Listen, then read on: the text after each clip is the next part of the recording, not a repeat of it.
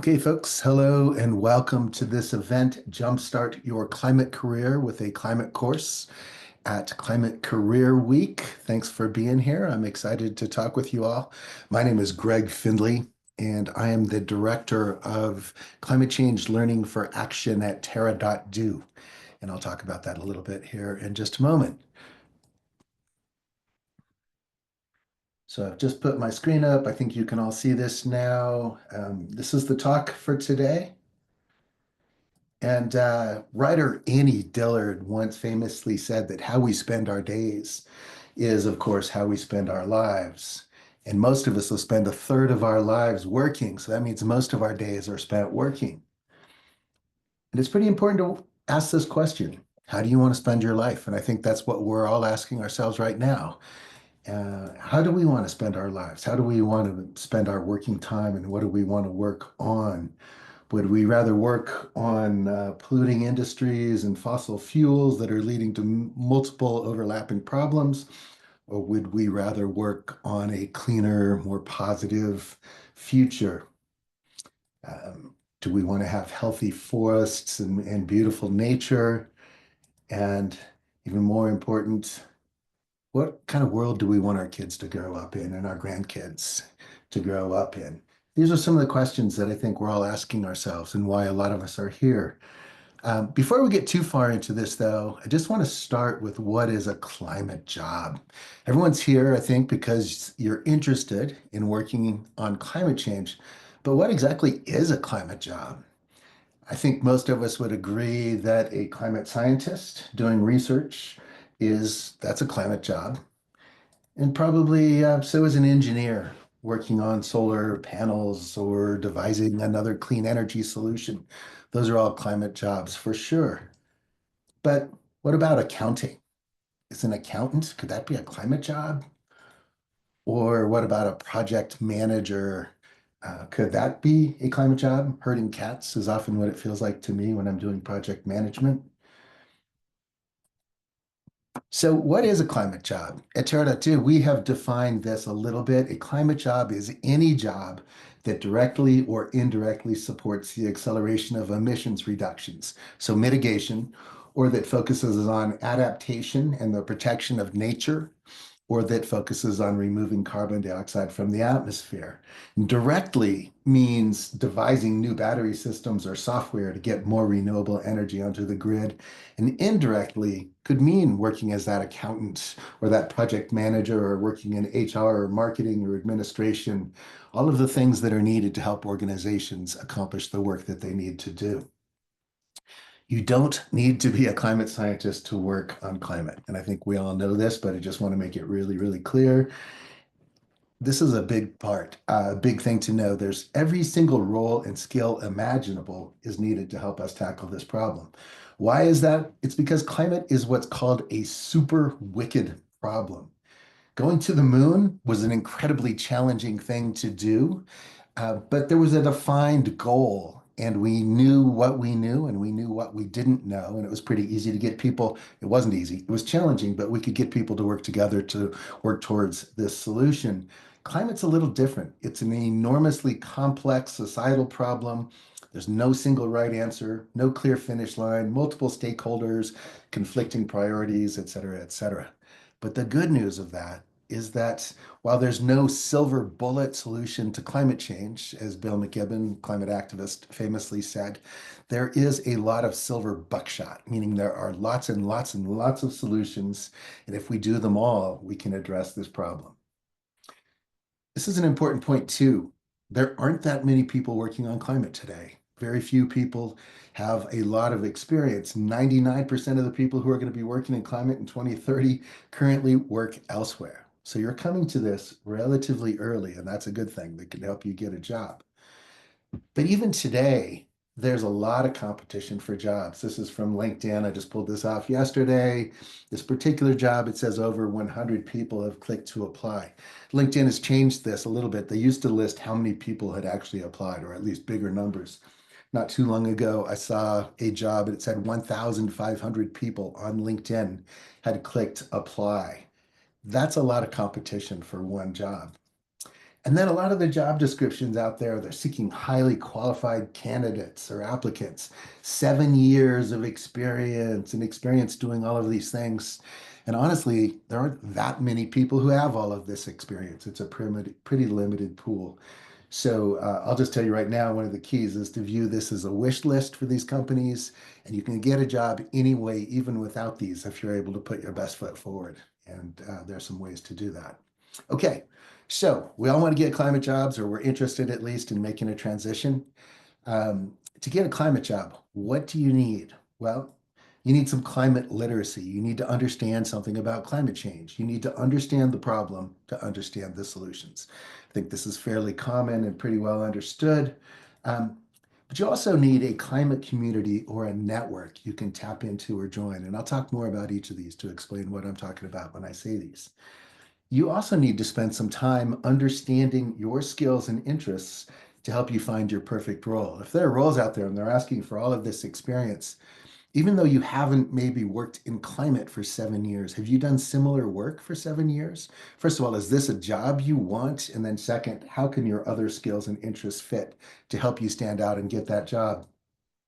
And then finally, you need everything you need to get any other kind of job. You need a good resume or CV, strong cover letters, a good LinkedIn profile, interviewing skills, etc. So that's kind of overwhelming. That's a lot. That's a lot of things that we need in order to transition into climate work. How do you do that? Well, let's talk a little bit about each of these pieces. The importance of climate literacy. We had a recent keynote speaker at Terra.do in the Learning for Action program. We call it LFA. So if I refer to LFA, I'm talking about this particular course. And Mariani's Hegler said, I don't think you can solve a problem that you don't understand. And that's our theory as well. And I think it's really important that we all take the time to really understand the problem.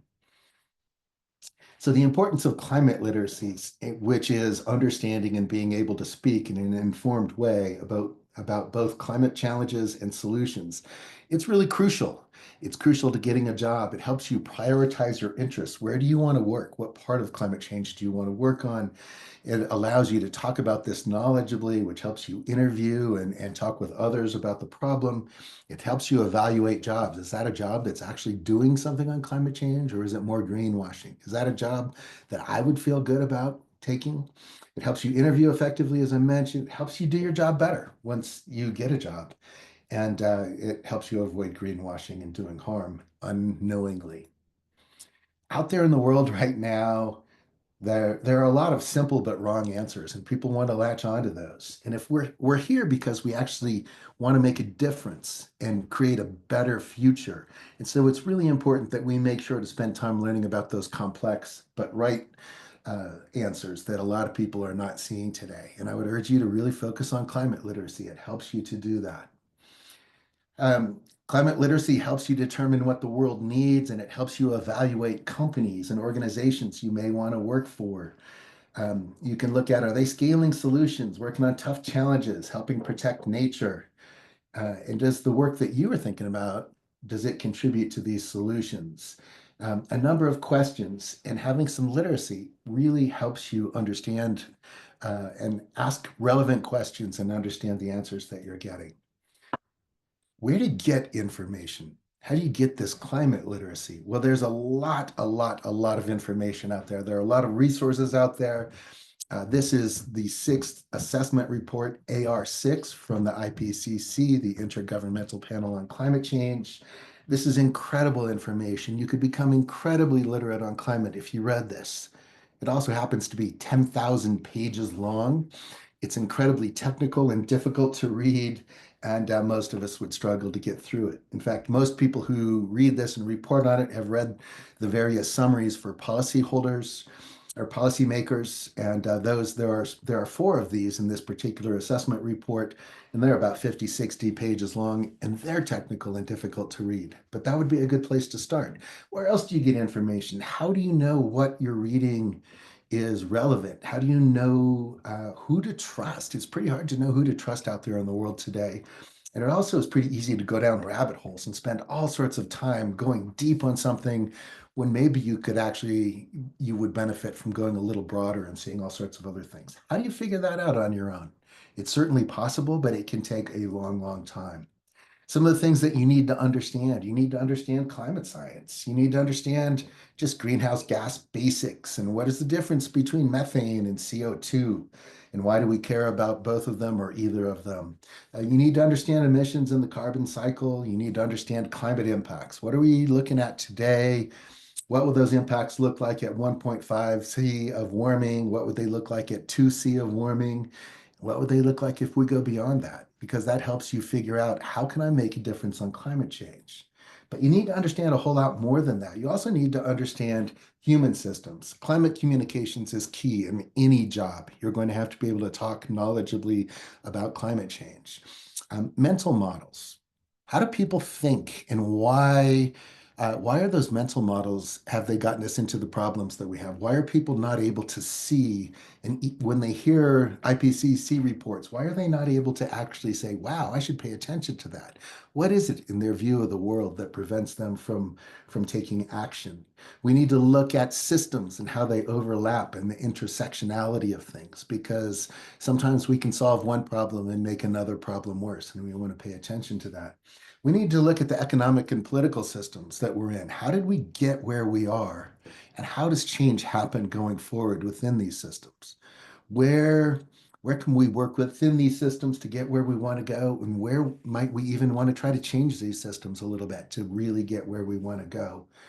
Justice is incredibly important. A lot of people would say that the same causes of the climate crisis are the causes of injustice around the world, and we can address both of them at the same time. And then, of course, we need to focus on adaptation to climate impacts. We need to know about that because we have a couple of choices here. We can either adapt or we can suffer a whole lot, and it's way better to adapt. But then you also need to understand the solutions. Where are emissions coming from today? 73% of emissions come from energy. Wow, what is that? Where are those? What does that mean? Another 18.4% agriculture, forestry, and land use. So we need to look into these. What are the solutions to these? If energy is one of the biggest problems, the solutions, a lot of solutions may be there. What does electrify everything with 100% clean energy mean? What do we need to do to get there? What does that look like? Food and farming, how do we address this big part of the problem? We've all heard about carbon dioxide removal. What's going on with that? What does it take? Uh, how do we get what we need there? We need to understand climate finance. What are we paying for today? What should we be paying for if we want to create this better future? Carbon offsets are often a solution that companies grasp, but often they're ineffective. We need to learn what are effective carbon offsets and how can we push those as a solution. And then we need to look at the actions of our corporations where we work and support. What kind of action are they taking and what can they do? That's a lot to learn just to get a job in climate change. And doing that on your own is completely possible, but it is challenging. Okay, but that's only part of what you need to do to get a job to work on climate. You also need to look into what do I want to do? What are those solutions am I interested in? And then where do my skills and interests and education and background fit in that can help me get a job doing these things? It's quite a bit to think about and to look into.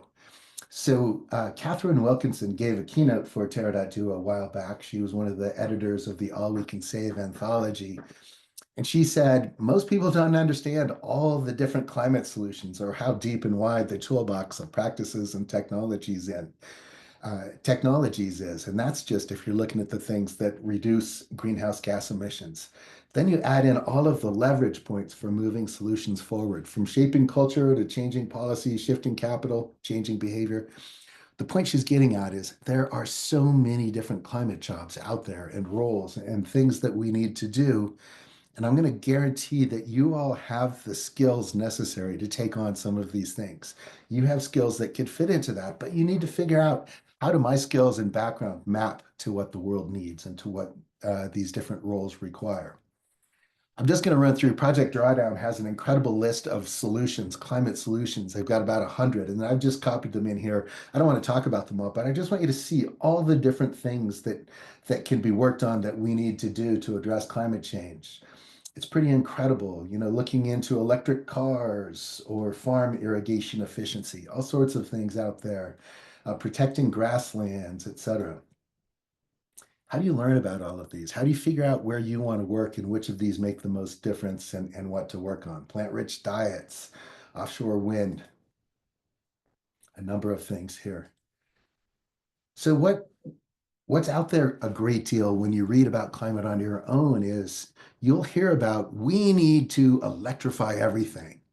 And that will help us address the 73% of emissions coming from energy. But as this cartoon says, there's a piece missing in the middle. A miracle happens. How? How do we electrify everything? What does that look like? And once you can figure out how, if you can figure that out, you can start to see all the different roles that are needed, all the different work that's required to make that change. But a lot of what's out there in articles is telling us what to do, not how to do it. And you need to figure out some of these things in order to get a job working in climate. Then, once you've determined which climate solution excites you, you focus on finding how your skills, background, experience, education fit into helping that solution happen. And this is pretty complex as well. I just want to call out one of the things that I see a great deal from people switching to climate jobs is, do you want to switch just your industry, say from a non-climate job to a climate job and doing the same job? Or do you want to do a completely different function? And the path is pretty different for both of those. I'll just give an example. I've had a number of people come to me and say, one person in particular that I talked with, we had a person who was he was a software engineer working on Internet of Things, and he was working on home alarm systems, but he wanted to work on climate change. He liked being a software engineer. He liked what he did, so he wanted to transition to working on clean energy, distributed energy resources. Well, what did it take for him to do that? He needed to connect with people working in those industries. He needed to learn about about those industries and about clean energy, but he didn't have to learn how to be a software engineer. He already knew that. He could apply those skills, and he was able to get a job doing that. But then we have other people who are like, I've been a software engineer for a long time and I worked on whatever it was, and now I want to do something completely different and I want to work on climate change. And this is the area of climate change I'm interested in. To do that, it takes a little bit more work because now you have to figure out what you want to work on and what job excites you and what you want to work on. And then you got to go back into your background skills and find where you have experience doing that. So let's say you were a software engineer, but you want to work in marketing. Well, you've probably done some things in your past. You have some experiences and skills in marketing that you can pull out that can help you get a job doing that. It takes a bit of work, but interestingly, I've seen people make these transitions about equally successfully. Both people are able to find jobs. It does take longer if you want to double switch.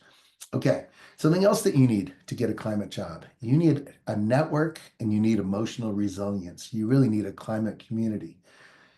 In our Terra.2 Learning for Action program, when people come to the course, we always ask them, how are you feeling about climate change today? And a lot of people are disappointed, confused, anxious, worried, scared, overwhelmed. Those are really common. Overwhelmed is often one of the biggest things that we hear from people. And those are pretty common feelings, and some of you may feel that way right now. Well, uh, this speaker for us recently said this as well. I don't think that broken people fix things. I think it's important to heal yourself before you go about healing the world. And I think that's important. I think she's right. And I'll just call out a job transition can be pretty overwhelming. There's a great deal of uncertainty. It can be scary. And climate change is also pretty scary. A lot of us feel overwhelmed and lost and confused and angry. We have existential angst about climate change. You put those two together and it's pretty overwhelming. A climate community can help a great deal. To have support, to have others who are going through a similar transition really is incredibly important. But more than that, a climate community can help you connect with people who are hiring. They can help recommend you to those hiring people. They can share contacts for informational interviews, etc. So a climate community is crucially important to getting a climate job. We looked at this before. Over 100 people clicked apply on this job. If you are a random person, you haven't worked in climate, and you submit your resume to this job, odds are you won't get looked at. However, if you have a climate community and somebody knows somebody within this job or within this organization, you have a much better chance of getting a job. A great example of this is A friend of mine she'd been working in climate and she was trying to get a new climate job. She submitted a resume to the Nature Conservancy. I happened to know the manager of this position. And I said, "Hey, Monica's an incredible candidate. Please take a look at her resume. I'd suggest you look at her." And they said, "Oh, we'd seen it, but it didn't really call to us. We didn't look at it." They looked at the resume, decided to interview her, hired her, and they're incredibly happy with the work she's done. That wouldn't have happened without a personal recommendation to say, please take a look at this person. It's crucially important. It really is very important. So personal connections, personal references really make a big difference. Okay. And then to get a climate job, you need everything else that you need to get any job.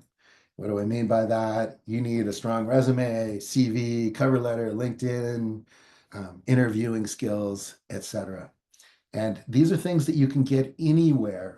But it's important that you don't just send out a bunch of resumes and cover letters that are all the same to all these different jobs. You actually need to read through each job description and tailor your resume and your cover letter to each of those. And you need to find out more about the organization, you need to practice interviewing, etc. Again, you can do all of this on your own, absolutely, but it's hard. And what I'm here to talk about today is how a climate course can help you with this process, can make it easier. A climate course can speed up your job transition. Many people find that taking a climate course helps them quickly gain climate literacy and connect with a climate community. And some courses even will go so far as to help you figure out yourself. They'll help you with pathfinding, figuring out your role, skills, experience, and how they fit into getting a climate job. So when we say they can help you quickly gain climate literacy, there's so much information out there. It can be incredibly helpful to have an organization that pulls this information together for you and says, these are credible sources. This is the important stuff that you need to know. And there's so much more out there that you could learn, but start here, and this will help. This is the course that I'm involved with, Climate Change Learning for Action at Terra.do. It's a 12-week climate fellowship, and we've had incredible outcomes. We've had well over 3,000 people go through the program, and a great number of them are working in climate today.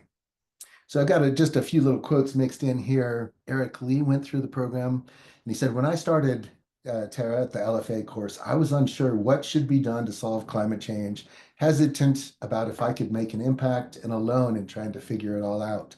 And over the course of 12 weeks, I went from being unemployed and learning about climate on my own to learning, interviewing, and accepting a full-time offer to join a climate tech company as a product manager. Eric actually got 2 job offers during the course and had to decide which one he wanted to take.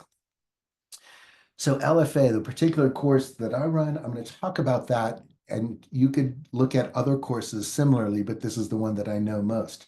LFA is designed as a transformational journey that accelerates climate action. So what do you need to get a climate job? One of the things you need is climate literacy.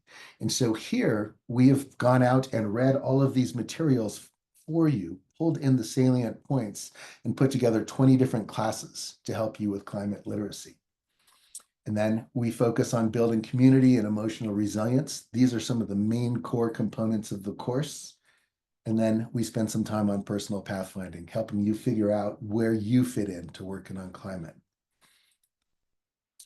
Another alum of the program, the Terra.do course gave me the background knowledge and confidence to apply to a number of climate jobs and ultimately find a great job at a nonprofit dedicated to climate education and policy change.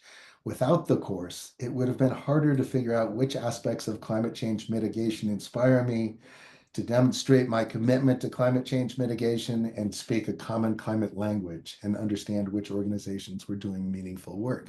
Again, you can do these things on your own, but in 12 weeks, you can jumpstart this whole process through a course. It can be incredibly helpful. So this is the LFA program. It's a 12-week course. There are 12 circles here. This is a slide I use actually when I introduce the course to the new fellows. And the 12 circles represent the 12 weeks really of the labs. We have live weekly labs where you come together with a group, you create a small network, a climate squad, we call it. And we spend time learning about climate science basics. We look at emissions in the carbon cycle. We look at the impacts. We look at the human systems.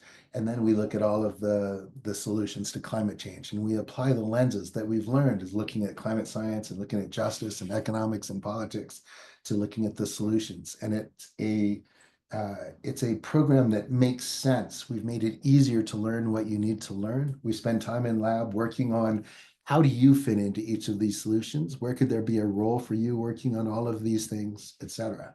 It can be incredibly useful. So at Terra.2, we also have a number of guest talks. And again, we help you determine what's important to hear. We bring in experts. A most recent keynote was an attorney talking about a recent lawsuit in the United States in Montana where kids sued the state of Montana because they said that Montana's policies supporting fossil fuels were actually harming their chances of a clean and healthful future environment for their futures. And they won. And she talked about that as one of the ways to address the climate crisis. We have experts talk about climate science, justice, all sorts of things. So we have 20 classes, 100 modules. You have labs, an expert facilitator and climate expert leads a group of 25 people going through the program together. We have assignments that help you with all of this. Um, and with each of these experts in these guest talks, you get a chance to ask questions directly of these people who are experts. People from senior marketing director at Rewiring America and others come in and talk to us. And you can get all of this from a course that helps you in ways that you just can't do it on your own. Upcoming keynote for LFA, we're going to have Dr. Mark Jacobson of Stanford, who has done roadmaps for 145 different countries on how they can get to 100% wind, water, and solar energy. And chance to listen to him speak and then ask questions. And this is fairly common. We've had other keynote speakers like Dr. Catherine Hayhoe. We've had just incredible speakers come in. People get access to them, things that it's pretty hard to do on your own. So Terra.do's 12-week training was a game changer for me. The program offered a comprehensive 360-degree education across climate science, economics, politics, and technology, all while providing actionable guidance. It gave me the tools and clarity to transition from a tech-focused career to a path where I can leverage my skills to make a real impact in the climate space. This is what a climate course can do for you. It can help jumpstart this process. And again, I'm talking about LFA because it's the course that I know the best, but there are others out there that could do the same thing. And one of your jobs is to evaluate which course does what you want the best that will help you with this. Okay, so emotional resilience is also important. Networking. At Terra, we have an expert come in and lead us in an emotional resilience workshop. There are times when you get pretty down, and it's important to deal with that and learn some tools to help ourselves continue to go forward and to help our friends and families and others who are pretty negative. A lot of people I hear out there is, oh, it's too late, it's hopeless, there's nothing we can do. That is not a way to approach the climate crisis. It's not too late. It's never going to be too late. We might not keep temperatures to 1.5 C of warming as was agreed at the Paris Climate Accord, but 1.6 is better than 1.7. 1.7 is better than 1.8. We are not going to fall off a climate cliff at any point soon. And every tenth of a degree of warming we can avoid makes a difference. We need to know this, and we need to find ways to keep ourselves going forward. And then you need networking, like we talked about. So see, these are some of the things. Quail and pangolin are cohorts. This is a slide pulled from a talk to the quail cohort itself. At Terra, we name all of our cohorts. We go in alphabetical order, and we name them after endangered species, partially to remind us that it's not just humans that are at risk here. There's a whole world that we need to care about and we need to connect with. You can get a community of people that want to help you, that care, and it can buoy your spirits. It can help you emotionally, but these are people who can help you get a job. This is a picture from a recent Terra event, and you can see people are happy, they're warm, they're friendly. People want to help you thrive and succeed in getting a climate job. At Terra, we also have mentorship, where you get to meet with experts one-on-one, and this can be incredibly useful. You can ask them questions about their industry. Some of these experts have even helped people get jobs, although we certainly don't guarantee that. But again, a network. How do you figure out who to know and who to talk to? We can help you in a course, or other courses can help you as well. At Terra, we also have a really vibrant Slack community where we have channels like Asks and Offers. This is just from a few days ago. Someone was just asking, hey, I'm looking for a job at Grist. Anybody know anybody there? And you'll get people to chime in and say, yes, DM me. I know somebody. Let's chat. And it can really help get a job. We also have a climate work channel where people go on. Kirsty works for Terra, but she shares jobs all the time. And it can be a place to find more jobs. And then often people sharing these jobs have connections to the jobs, and it can really help you stand out to get to know who's doing that. So again, a community can make a real difference in getting a job. And then at Terra, we spend time on pathfinding, which is helping you figure out where you fit in, what you can do, what the options are, what makes a difference, etc. We have a number of guest talks. We do additional things. We have the lab sessions, and then we have assignments that are geared to help you figure out what you want to work on. We spend time looking at the climate then, which is a concept from Ayanna Elizabeth Johnson, which is looking at what brings you joy, what are you good at, and what work needs doing, and help you figure out each of those. If you can answer those questions, then you can find your climate action. Although a lot of people don't end up right in the center, it still could be really useful to see this is where I would really thrive. And doing some guided exercises on this can help. Again, you can do this on your own. A course can help if you get some guided expert guidance.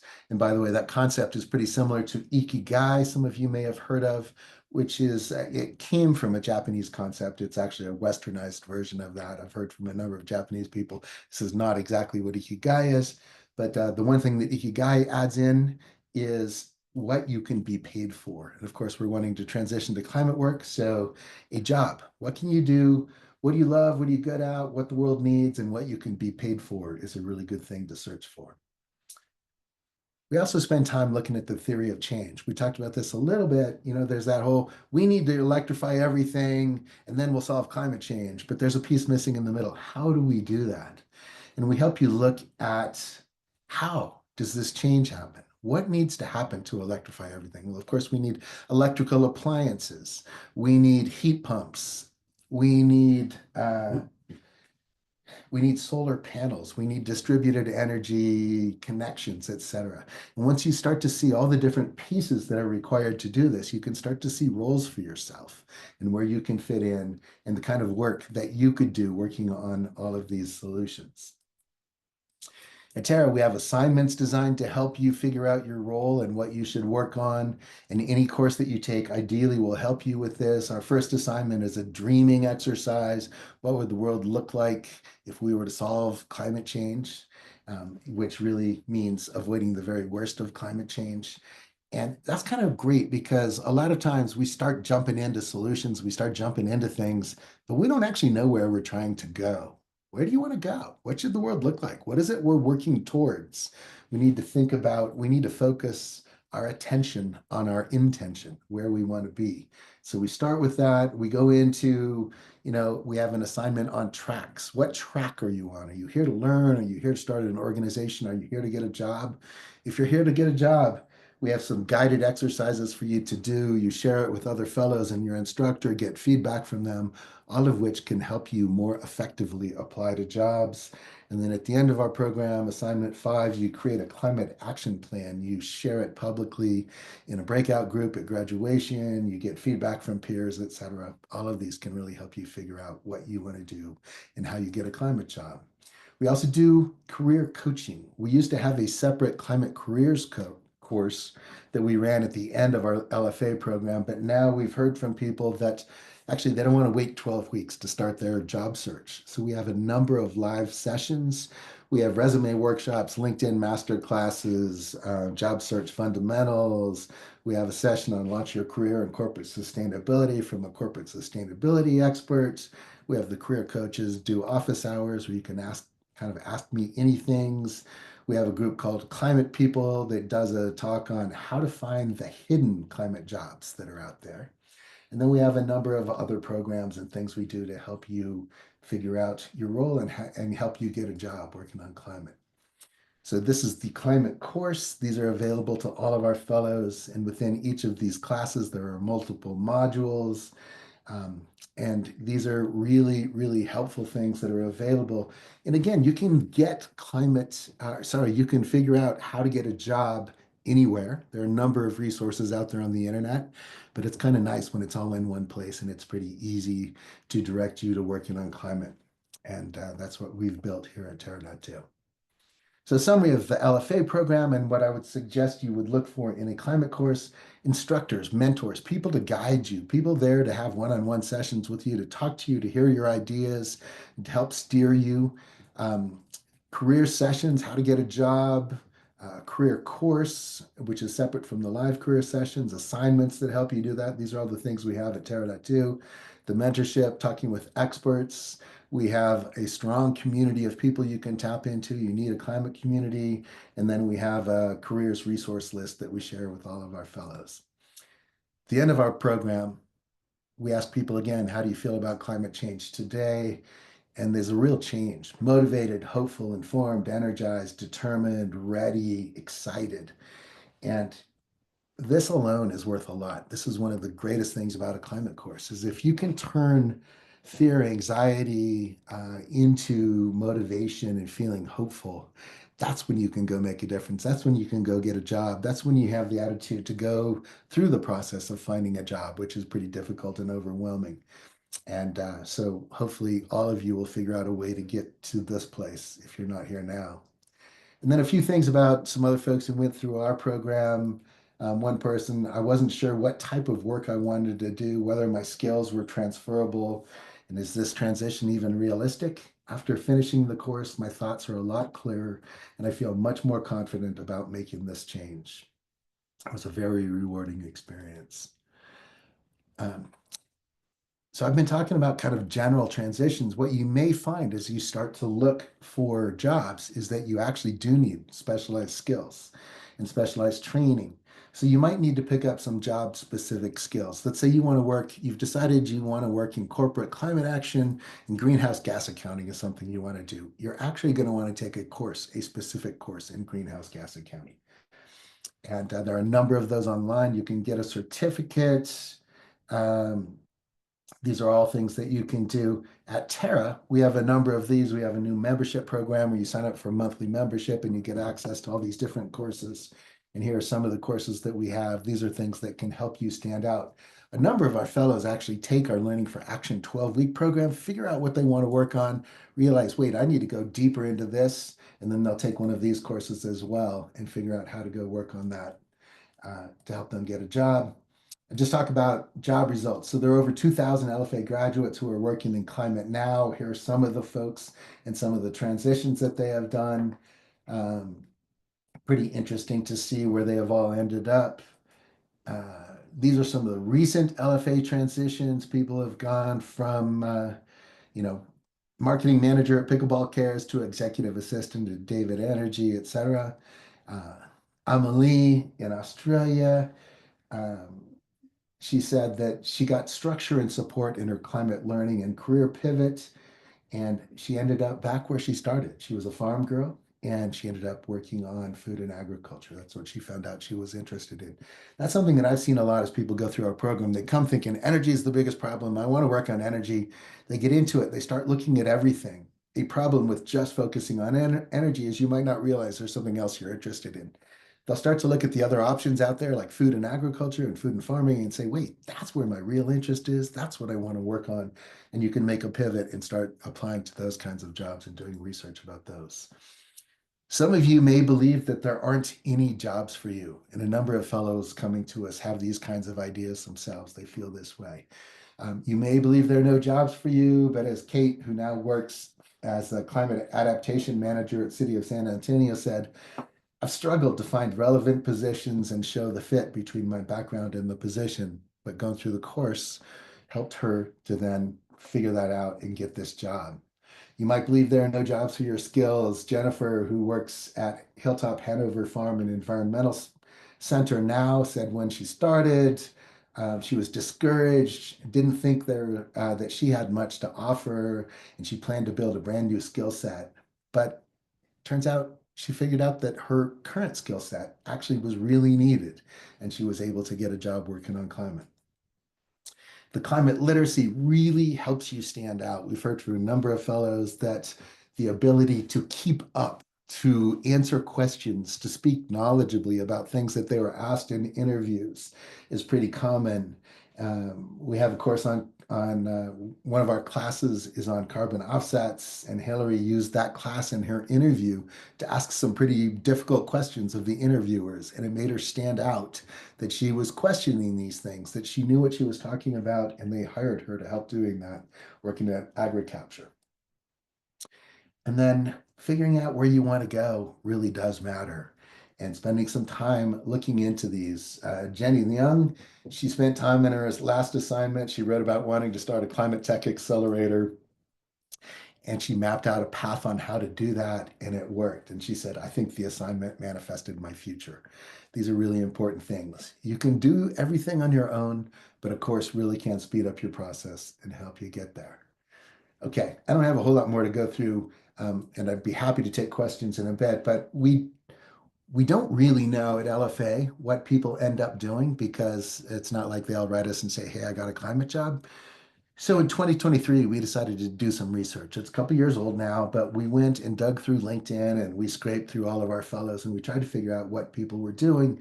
And what we discovered is that LFA is a cost-effective way to significantly increase the likelihood of landing a job. At the time of our analysis, half of the LFA graduates were working in full-time climate roles, and 30% 6 months after the program and 65% within a year and a half after the program. 25% of those who transitioned were leaders. They were senior level leadership people or company founders.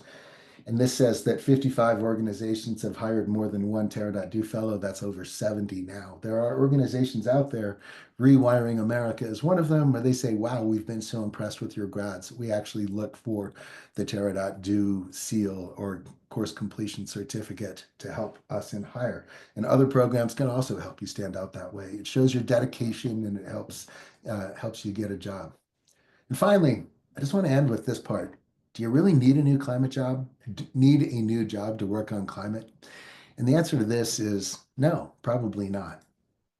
Again, Marianne Hegler says, let go of the idea that it needs to be one thing. It can be multiple things. A climate job is not going to solve our problem by itself.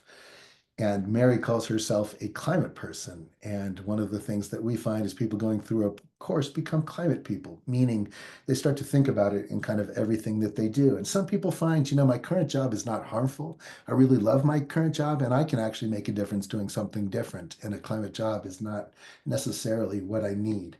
So you can make a difference on climate without a new climate job. This is a picture of a climate fresque, and you can become a climate fresque facilitator. It's a 3-hour workshop to do with friends and family. It's fun, educates people on climate, helps them understand climate solutions as well as the climate problem. And it can all be really useful. Oh, I see there's and I certainly can share the slide deck. Absolutely, Lisa. Yeah. Um, But people find that when you're knowledgeable, when you have that climate literacy, you know how to talk about climate. You can go to Thanksgiving dinner and talk to your relatives, and rather than just get into an argument, you can have a very constructive talk about what matters to people and helping them see why climate change is a problem and why we need to work on that. A lot of people volunteer. I personally, although I work in climate, I volunteer with multiple organizations. I'm on the board of local climate organizations where I help them be more effective, have conversations with family and friends, and convince your neighbors. I put solar panels on my house. My neighbors came and asked me about it as the solar panels were going in. I told them about all the incredible benefits of having solar panels, how they reduce my energy bill. They put solar panels on. Their neighbors, another neighbor saw them doing it, came and asked us both. They put solar panels on their house. But being able to talk about this in a constructive manner and understanding how and why solar panels mattered made it much more easy to convince these folks to do this kind of work. So some ways that if you have a job now, you can actually change your current job to be a climate job.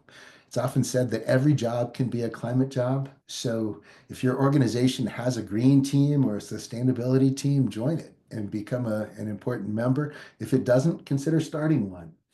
If your organization offers retirement plans, investment opportunities, advocate for a carbon-free option. One of the things you'll learn about in LFA, but you can learn on your own, and I'll tell you right now, is where our money goes makes a big difference. A lot of us and a lot of corporations, they have climate pledges, climate action plans, um, and and then their retirement plans and their investments are in organizations that are investing in fossil fuel development instead of clean energy. And where their money goes negates everything that they're doing, basically, because they are funding fossil fuel development at a time when we need to be shifting away from that. So educating your organization and putting pressure on them to change that can make a really big difference. If you are wanting to work within your current job, there are a number of things that you can do. Focus on emissions reductions, climate disclosures can be an important thing. There are a number of employees, often employees care the most about what you're doing, but customers and board members also will care. We have a guest talk from Climate Voice. Climate Voice talks about how corporations have climate pledges and then they support policies or politicians at the federal level who are actually working against them. Work with your company to change that, to make sure they're not doing that. A pretty common one is the US Chamber of Commerce. A lot of organizations are members of that. They're afraid to withdraw, and yet the US Chamber of Commerce supports fossil fuels, as anti-renewable energy, as anti a number of things that we need to lead to addressing climate change. Talk to your organization about that. You can transform the business model and do a number of other things to help your organization.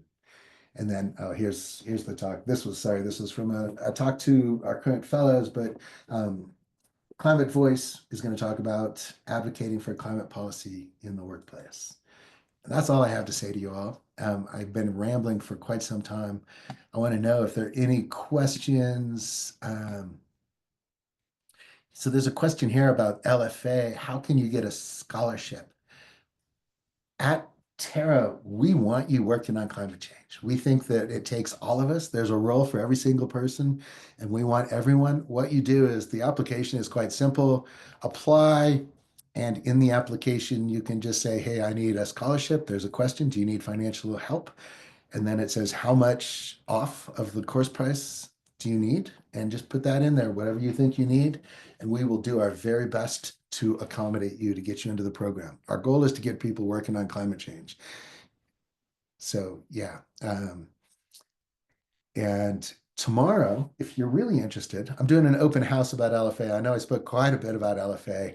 Please take whatever I said about this course and apply it to others because it really can apply, although I know this one best. I'm biased. I think it's a great course to help you transition. And if you want to learn more about it, at the open house tomorrow during Climate Careers Week, we're going to have some alumni here to talk about their experiences in the program and how it helped them transition to working on climate change. How often do the fellowships happen? We've got one starting April 28th. They start every 6 weeks with a few, not, we have a few times when we get off schedule. We're going to take a 1 week break in the summer around 4th of July in the United States to give staff and fellows a chance to spend time with family and friends. And then we usually take a 2 week break in the winter over the winter holidays, Christmas, New Year's. I'll just call out, I'm talking a lot about the US. The program itself that we have, and I think one of the greatest things about it is it's incredibly international. We've had people from 86 different countries go through the course. A normal cohort where people are going through the program at the same time will have 20 to 30 different countries represented. About half come from the US, 15 to 20% from India, another 7 to 10% from the UK, similar number from the rest of Europe. And then we have people from all over the world. We have people from Africa, South America, Middle East going through the program. And it's pretty cool to see and to connect with people in other parts of the world and to learn what's going on there. And it really gives, personally for me, it gives me a great deal of hope to know that people in Japan or people in Australia or people in Thailand or people in Ghana care about climate as much as I do and are working to do something about it. And it really helps give hope. Um, and hi, Musa, you have a degree in physics and industry experience in data science. Yeah, let's connect. I will connect with you happily. That would be great. Anybody want to connect? I don't have my LinkedIn profile handy. Sorry, I don't have it pulled up. But you can find me on LinkedIn. I would be happy to connect. If anyone has questions and wants to talk to me about Terra 2, climate change learning for action, or really just about anything climate related, my email is greg@terra.2. I'm always happy to schedule meetings with people or to chat. Does anybody have questions? Other questions? I have a quick question. Sure. Are these courses supported if you are still in the process of like working? Like, how does it work in terms of scheduling? Yeah, that's a great question. So I would say at least half of the people in our program are working full time. Um, we do our events, most of our live events, our guest talks, career sessions, we hold at the same time every week and every day. So Mondays we do career sessions, Wednesdays we do guest talks. Usually those are at 8 a.m. Pacific time. The reason we do them then, we know it's not super convenient really for anybody, but people all over the world generally can attend at that time. We record them so you can watch them if you missed the recording. And then the weekly lab sessions, 90-minute lab sessions, which are a core component of the course, to get together with an expert instructor and a group of fellows. We give you options. You get to pick times that could work for you, that could fit into your schedule. Those are on Tuesdays. If you're in India or Asia Pacific region, it could be Wednesday morning. A Tuesday evening Pacific time lab could be Wednesday morning for you. So we give you options for those. And then it's adult learning. We know people have busy lives and schedules and things, and we're as accommodating as we possibly can be. If you miss things, we'll share recordings. If you, I don't like to tell people this because we all tend to procrastinate if we don't have a deadline. But if you can't finish by a deadline, we'll work with you on that too. Like we want you to succeed. Our goal is not for you to jump through hoops to please us. Our goal is to do things that help you get a job, and that help you thrive and help you become a climate person and join us working on the climate crisis. So yeah, cool. Thanks for the question. Simone, I think you're on mute, Simone, if you're speaking. I'm not sure. Oh, yes, sorry. Thank you. Actually, you answered the question because mine was related to location, but it seems it's irrelevant. Um, I'm in a career transition. I want to do a climate job. I want to be in the climate job world, but I need all those skills, the hard skills, and I think you guys will be a good fit for what I'm looking for. And also be looking for a remote position. Yeah, I there are a number of remote climate positions out there. There are also a number of very local specific, but we've had a number of Great. people work remotely. I mean, I live in rural Wyoming. There aren't any climate Oh, jobs around here. And I do this job now because I'll tell you my story really quickly. I actually was a founder of an adventure travel company, international tourism, sustainable tourism company. And I built this company up and I kept running into the climate crisis everywhere I went. hmm I was in the Amazon and I was hearing about how everything was changing and I became a volunteer on climate. And then I decided I want to work full time on climate. And hmm I didn't know how to do that transition myself. I took this course. I was in the fourth cohort of the course. And I got done and I was like, wow, I definitely want to align my values, my work with my values. I got out of my tourism business and I was fortunate that Tara offered me a job as an instructor. And I was like, well, it's part-time. I don't know if I want to do that, but I'm remote. I need to get it on my resume that I've worked in climate. And then I loved it. And I ended up becoming the director of the program. And here we are 26 cohorts later. And I'm still here and still loving it. And I tell you that story not to, sing my praises or speak Great. about that, but there's a way to do it. And there are no climate jobs in rural Wyoming. I can just tell you that. Yes, and with me, I want to relocate to Africa, and right now I'm doing my MBA here in US. But I need those technical skills. For sure. Yeah. And it's kind of cool. Uh, We've had some fellows from Africa, people that you could connect with, depending what country you Great. want to be in. In Cape fact, Verde. yeah, okay. A recent Mhm. keynote speaker is in Kenya at the moment, and he gave kind of a strong talk about decolonize to Mhm. decarbonize, talking about Africa and what we need to do there. Great. Yeah, Uh, cool. and Thank in terms of date, so I can just go to the website and look up all the cohorts when they started and I, th- which I'm aligning I think they should all be on towards there, but I can tell correct you our next cohort starts April 28th. Let me pull up, I can actually pull up date. April.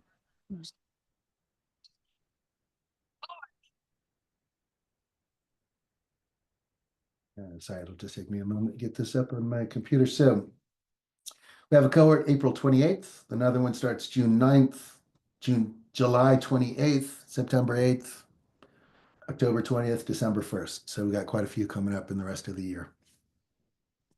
Oh, okay, yes, because I'm planning summer on because I need to wrap up the NBA, and then after that, I want to jump into the for adult too.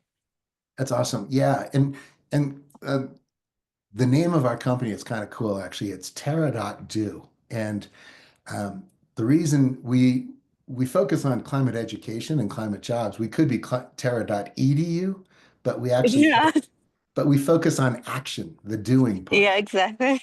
Yeah. And so I mean, Great. that was a conscious choice. Yeah. Very cool. Thank Thanks you. for, yeah, thank you. Thanks for the question. Mhm. Others, any questions? Anything I can help with?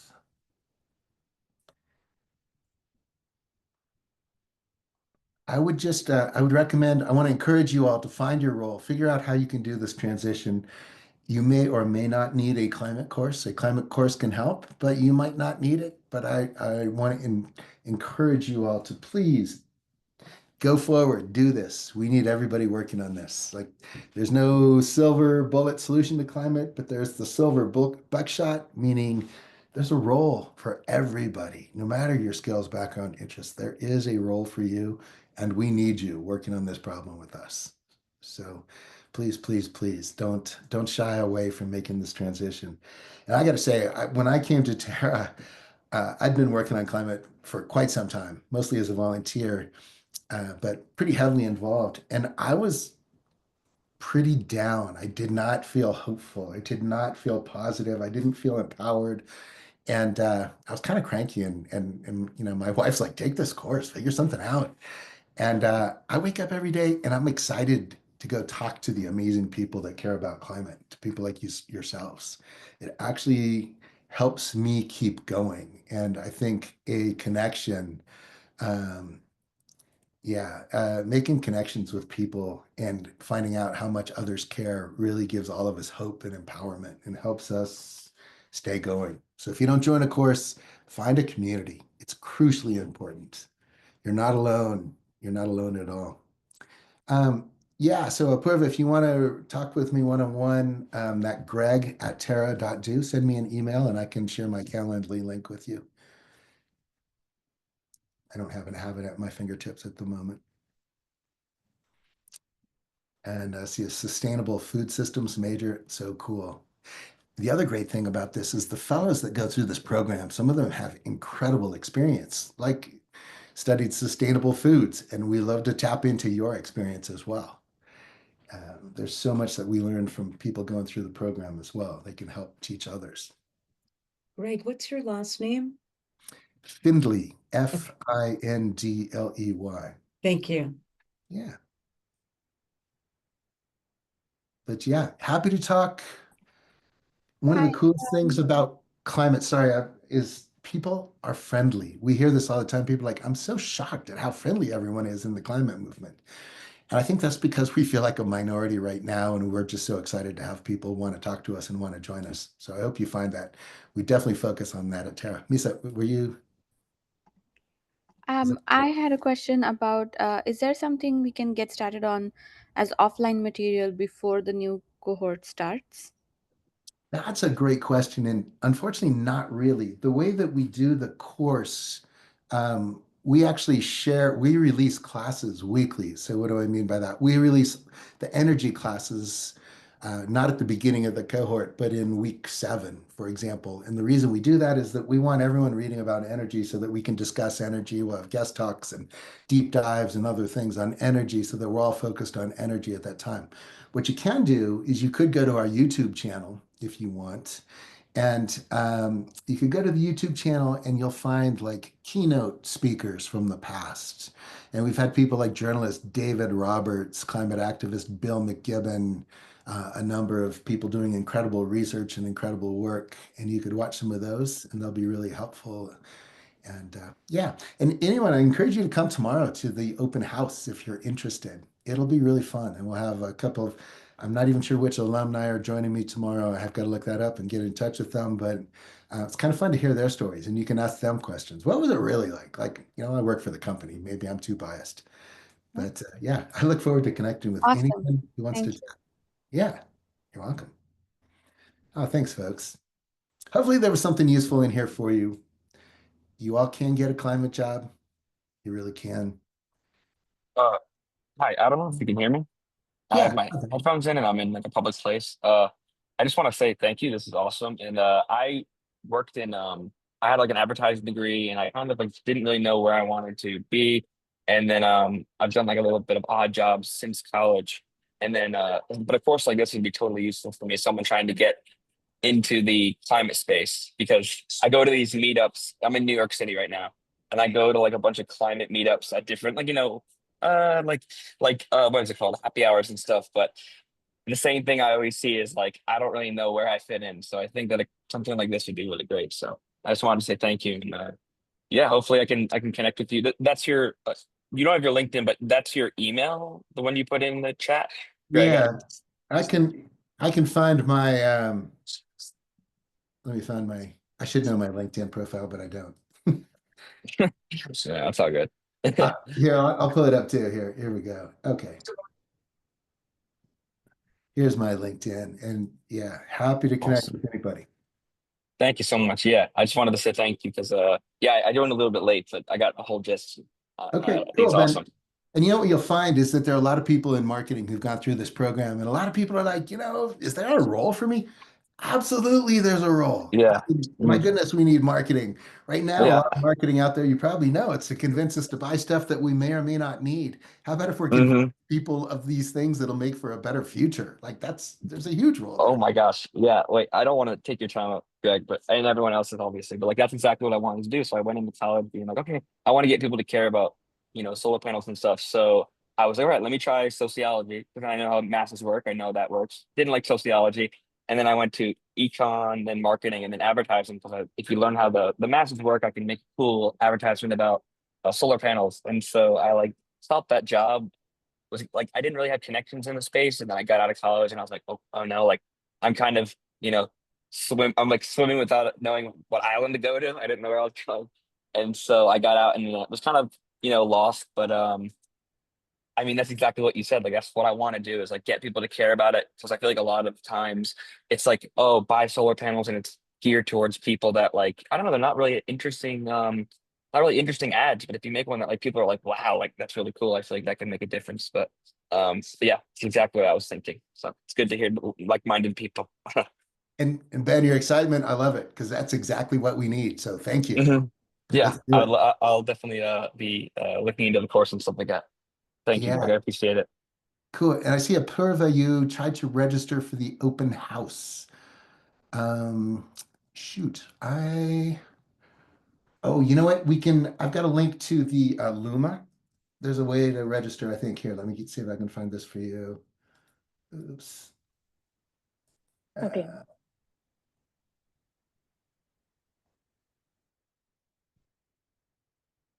Uh, shoot, I'm gonna find the link. It'll be just a moment. Can I open up my email? I've got some things here.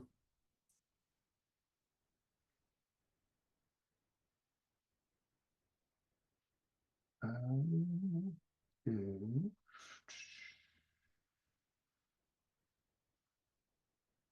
Just trying to figure out the best link.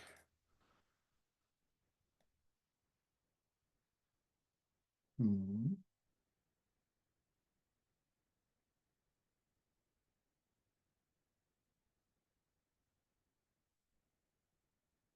You might have to send me an email, share your email address, and I'll send something to help you find that Luma event. Okay. Yeah. Thank Sorry, you. I'm not finding it quickly, and oh, maybe I got it here.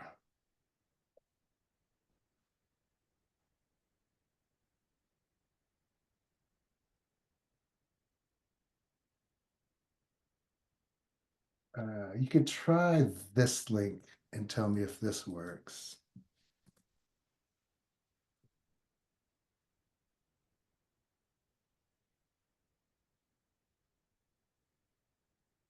Yeah, I'm seeing social media marketing roles on Climate Base is a job board. They also have a great course. Um, cool. Other questions, other things I can help folks with? It's exciting to see people like yourselves who care and want to do something. Really cool. Well, I want to thank you all for coming, listening to me ramble on for 45 minutes or so, and I really appreciate it. And I hope to see you in a course or working on climate Heck yeah. or both. Yeah. Thank you very much. I appreciate it. Okay, thank you. All right, take care, all. Bye, guys. Bye.